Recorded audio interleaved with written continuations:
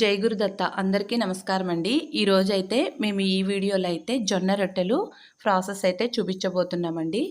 చేత్తోనే బాదిన జొన్న రొట్టెలు, ఎటువంటి చపాతీ కర్ర యూస్ చేయకుండా ఓన్లీ చేత్తో చేసుకునే జొన్న రొట్టెలు అయితే ఎలా చేసుకోవాలో మనం ఈ వీడియోలో అయితే చూసేద్దామండి.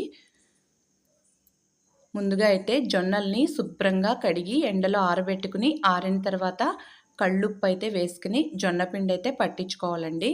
ఇక్కడ అలాగే పట్టించుకుంటారు. ఇప్పుడైతే ఈ పిండినైతే శుభ్రంగా మనం జల్లించుకోవాలండి. ఏమన్నా కొంచెం మొరుము లాంటిది ఉంటే పైకైతే వచ్చేస్తుంది. ఇలా శుభ్రంగా జల్లించుకోవాలి. తర్వాత అయితే స్టవ్ మీద వాటర్ అయితే పెట్టుకోవాలండి. వాటర్ హీట్ ఎక్కేటప్పుడైతే కొద్దిగా జొన్న పిండి వేసుకోవాలి జిగురు కోసము. ఇప్పుడు వాటర్ అయితే హీట్ అయినాయి కదండి, కొంచెం అయితే జొన్న పిండి వేసాం దాంట్లో. ఇప్పుడు మనం ఏదైతే జల్లించుకుని పెట్టుకున్న పిండిలో కొంచెం కొంచెం ఈ వేడి నీళ్ళు అయితే వేసుకుని కలుపుకోవాలండి. చెయ్యి అయితే కాలిపోతుంది, చెయ్యి పెట్టకండి.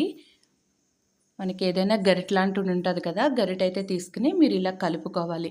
అది కొంచెం ఆరిన తర్వాత అయితే మనం ఇలా మెత్తగా కలుపుకోవాలండి పిండి మొత్తము నీట్గా. తర్వాత మధ్య మధ్యలో ఇలా పిండి కలిపేటప్పుడు చన్నీళ్ళు అయితే వేసుకోవాలండి.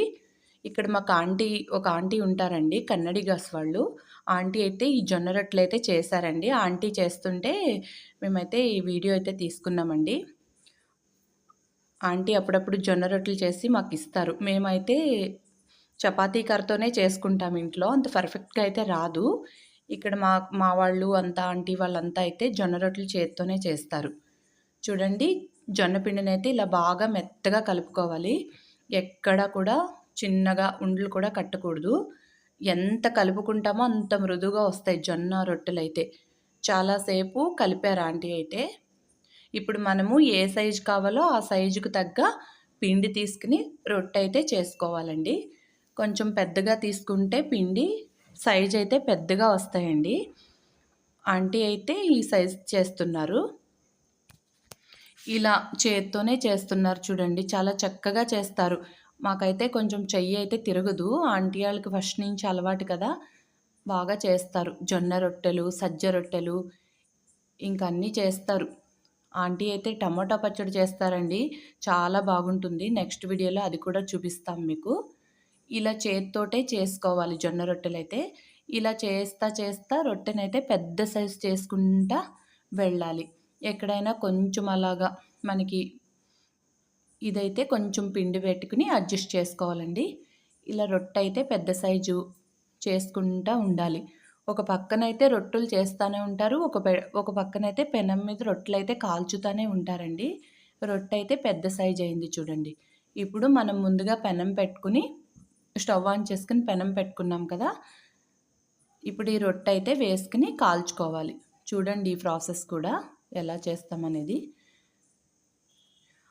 అడుగున పార్ట్ ఉంటుంది కదండి, మనం రొట్టె చేసుకున్నప్పుడు అడుగున పార్ట్ అయితే పైకి రావాలండి. ఇక్కడ ఎక్స్ట్రా పిండి అంతా ఉంటుంది కదా, ఒక బౌల్లో అయితే వాటర్ వేసుకుని మనం ఒక కాటన్ క్లాత్ అయితే తీసుకుని ఈ పిండి అంతా తీసేసుకోవాలండి. ఇలా మనము కొంచెం బబుల్స్ వచ్చిన తర్వాత టర్న్ చేసుకోవాలి. ఇలా బాగా కాల్చుకుంటూ ఉండాలి. అది కాలేలోపు మళ్ళీ ఇంకొక రొట్టె అయితే చేస్తున్నారు ఆంటీ. రొట్టె చేస్తూనే ఉంటారు, కాల్చుతూనే ఉంటారండి. జొన్న రొట్టెకైతే వేడి ఎక్కువ కావాలి. యాక్చువల్గా గ్యాస్ మీద అయితే చెయ్యరండి, ఇక్కడ కట్టెల పొయ్యి మీదే చేస్తారు. కానీ ఈరోజైతే ఇక్కడ గ్యాస్ మీద అయితే చేశారు. అలా ఎక్కువగా కాలాలండి, లేకపోతే పచ్చివాసన వస్తుందని ఇలా అంతా కాల్చుకోవాలి అడ్జస్ట్ చేసుకుంటా అటు ఇటు కూడా. ఈ రొట్టెలు అయితే చాలా బాగున్నాయండి.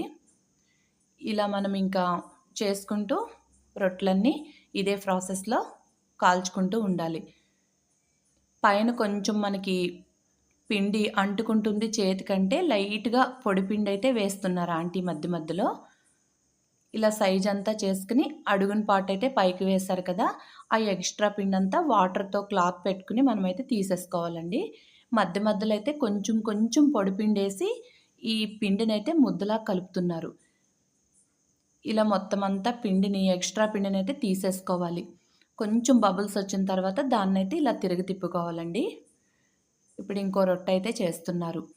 అంతేనండి, చాలా సింపుల్. చూసేవాళ్ళకి మనకైతే సింపుల్‌గానే ఉంటది. చేసేవాళ్ళకైతే అలవాటైపోతే కష్టమేమి అనిపించదు. కానీ స్టార్టింగ్‌లో నేను చేస్తానండి. కాకపోతే ఇంత పర్ఫెక్ట్‌గా అయితే నాకు రాదు. వాళ్ళు ఇలా చేస్తా ఉంటారు ఇక్కడ కర్ణాటకలో. చక్కగా రొట్టె అయితే చాలా పెద్ద సైజ్ అయిపోతది. మేము చేస్తే రొట్టె మాత్రం అంతే చిన్న సైజులోనే ఉంటది. అందుకే మేమింక చపాతీ కర్రతో అయితే చేస్తామండి ఇంట్లో ఇంకా. ఎప్పుడైనా జొన్న రొట్టెలు తినాలనిపిస్తే. కానీ మాకంతా చుట్టుపక్కలంతా కర్ణాటక వాళ్ళే కదా! పక్కనంతా. అప్పుడప్పుడు ఇస్తా ఉంటారు మాకు కూడా. మేము ఏమన్నా చేసుకుంటే వాళ్ళకి ఇస్తా ఉంటాము. ఇలా బబుల్స్ ఒస్తాయండి. ఇలా చక్కగా అటు ఇటు కూడా టర్న్ చేసుకుంటా కాల్చుకోవాలి. ఎంతో హెల్తీ అయిన జొన్న రొట్టెలైతే చూసారు కదండీ! మీరు కూడా ట్రై చేయండి. మా వీడియోస్ మీకు నచ్చినట్లయితే మా ఛానల్ అయితే సబ్స్క్రైబ్ చేయండి. ఇంకా కర్ణాటకలో ఏమేం స్పెషల్స్ ఉన్నాయో మేమైతే మా ఛానల్‌లో అయితే మీకు చూపిస్తాం.